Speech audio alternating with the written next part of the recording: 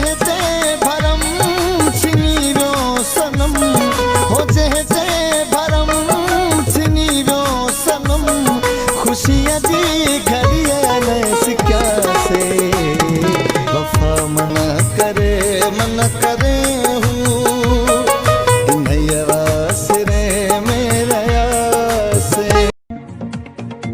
दादू मां तव्हांखे अफ़सोसनाक ख़बर खां आगाह कंदा हलूं। सुरीले रागी जेरे जे मर्ज़ सबबु 35 सालनि जी उमिरि में हयाती जी जंग हाराए वेठो। तारिक चांडियो 4 ॿारनि जो पीउ आहे। सिंध जो सुरीलो ऐं मेड़ वासी नौजवान फ़नकार तारिक चांडियो सिंध सरकार ऐं सक़ाफ़त खाते पारां वारो न करण जे करे 35 वरियनि जी ॼमार में अॼु असां खां हमेशह लाइ विछड़ी वियो।